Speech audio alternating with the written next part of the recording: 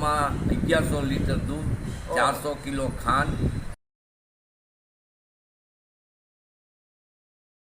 જય હનુમાન દાદા, જય પ્રભુ શ્રી રામ. મિત્રો, ફરી એક વખત સ્વાગત છે તમારું આજના નવા વિડીયોમાં. તો અત્યારે આપણે આવી ગયા છીએ રાજકોટના કોટેચા ચોકમાં, જે આશુતોષ મહાદેવ મંદિર આવેલું છે. મિત્રો, ખૂબ જ એક શાંતિનું વાતાવરણ, પવિત્ર વાતાવરણ છે.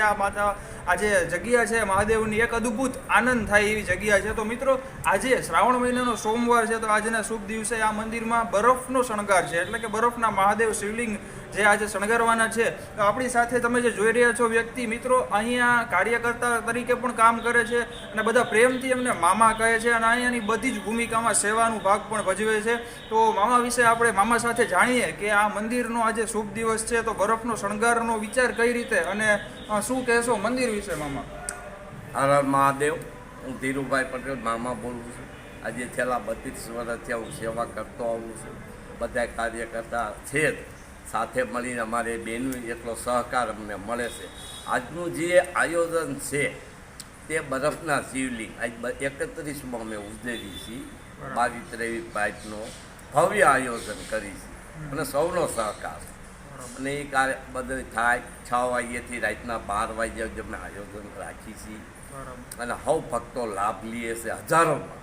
અને અમે એ નિમિત્તે મહાપ્રસાદ, ચોકલેટ, પીપર, કોઈ પેડા એવું આયોજન રાખી જ છે, અને સૌ ભક્તો રાજી થાય છે. બેનું, દીકરીઓ, બાળ બચ્ચા બધા. જય હનુમાન દાદા, જય શ્રી રામ. આપણી સાથે મંદિરમાં જે કાર્યકર્તા બહેનો છે, જે પણ અહીંયા સેવા કરી રહ્યા છે બધા જ વાર તહેવારોમાં, હનુમાન જન્મોત્સવ નિમિત્તે પણ, તો આપણે જાણીશું એમના વિશે કે કેવું લાગે છે તમને મંદિરમાં, શાંતિ કેવી મળે છે? મંદિરમાં અચૂક શાંતિ મળે છે. અહીંયા આવીએ એટલે અનોખી શાંતિ મળે છે. અહીંયા આવીએ એટલે અમે શણગાર કરીએ છીએ. કેટલા વર્ષથી અમારા મિત્ર છે, એ પણ કેટલા વર્ષથી શણગાર કરે છે. અલગ અલગ જાતનો શણગાર હોઈએ છે. અહીંયા બધી મનોકામના પૂર્ણ થાય છે. ઘણા ભક્તિભાવવાળા શિવ ભક્તો આવે છે, બધાની મનોકામના કહે છે, અને શાંતિ અપાર મળે છે. આ મંદિરમાં આમ જોઈએ તો હું છેલ્લા 45 વર્ષથી આ અભિષેક કરવા માટે આવું છું, અને છેલ્લા 8 વર્ષથી આ શણગાર ભગવાનનો કરવા માટે આવું છું.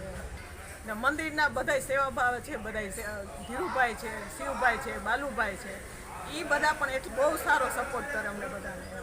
મંદિરમાં જે કંઈ પણ જન્મોત્સવ છે, હનુમાન દાદાનો જન્મોત્સવ છે, કે કોઈ પણ વાર તહેવાર વિશે શું કહેશો? જન્મોત્સવ તો બહુ સરસ ઉજવાય. એટલા માણસોનો જમણવાર હોય, બટુક ભોજન અહીંયા કરાવીએ છીએ અમે, અને અમે ખુદ પોતે અહીંયા જમીએ છીએ એમ. પણ જ્યારે પરિવાર એમ થાય કે અમે અમારા પરિવારના કોઈનો જન્મદિવસ ઉજવતા હોય એવો આનંદ આવે છે. કેવું અમારી સાથે વાત કરવા બદલ જય હનુમાન દાદા, જય શ્રી રામ. તો મિત્રો, આપણે હવે એ જાણીએ મામા પાસે. અને બીજી એક વાત એ કહી દઉં કે અહીંયાના બધા જ ભાઈઓ બહેનો એક એવી રીતે સેવા કરે છે, તમે જ્યારે આવશો અને જોશો ને ખૂબ જ આનંદ આવશે. આ વિડીયો અત્યારે જે શૂટ કરી રહ્યા છે નરેન્દ્રભાઈ ગઢવી, એટલે કે લાલભાઈ, એ પણ ખૂબ સેવા કરે છે. મારાથી પણ થાય એટલી હું મહેનત ટ્રાય કરું છું. તો મિત્રો, મામા પાસે આપણે હવે એ જાણીએ કે કયા કયા એવા જન્મોત્સવ છે, કયા કેવા વાર તહેવાર છે કે જે દરમિયાન આશુતોષ મહાદેવ જે મંદિર છે ત્યાં ધૂમધામથી બધા તહેવારો ઉજવાય છે. તો મામા શું કહેશો એના વિશે? આના પછી કૃષ્ણ ઉત્સવ આવે, બરાબર. એમાં અમારું ભવ્ય આયોજન હોય છે. 160-70 કિલો, 10 કિલો પંજરી હોય છે, એના પેકિંગ કરવામાં આવે છે, અને સર્વને લાભ દે છે.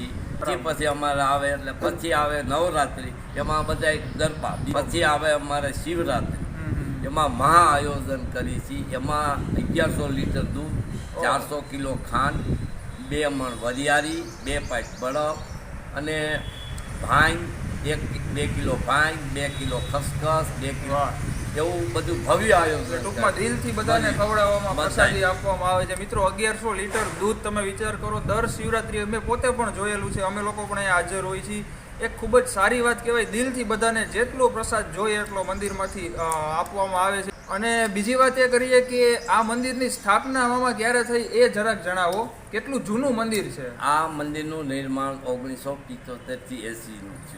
પહેલી મૂર્તિ મુકાણી લક્ષ્મીનારાયણની, પછી મુખાણી જુદી જુદી આવેલા ગણેશ ભગવાન, અંબાજી, ગુરુ દત્તાત્રેય, પછી ખોડિયારમાં રાધે કૃષ્ણ, લક્ષ્મીનારાયણ, રામ લક્ષ્મણ જાનકી, અને છેલ્લે હનુમાનજી. એ પછીનું કોઈ મૂર્તિનું આયોજન થયું નથી.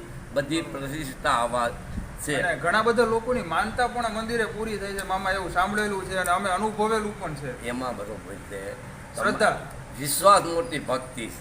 બરાબર છે. બાકી કાંઈ નથી. હું એકદી બકાલાનો ધંધો કરતો, આજનું નિવૃત્ત છું, આખું મારી ગઈ છે, શરીર થાક્યું છે, મારી 66 વર્ષની ઉંમર છે, પર ડે 12 કિલોમીટર આવું છું, પણ એની દયાથી હા, આવું એ ભગવાનની દયાથી જ થાય છે. અને આ અમારું આયોજન છે, એટલે આશુતોષ મહાદેવની કૃપા છે. જય મહાદેવ. તો મિત્રો અત્યારે મામાએ ખૂબ જ સારી વાત જણાવી અને મંદિર વિશે ઘણી બધી જે વાતો છે, ક્યારે સ્થાપના થઈ, કેટલું જૂનું છે, ક્યાં વાર તહેવાર ઉજવાય છે, બધું આપણે જાણી લીધું.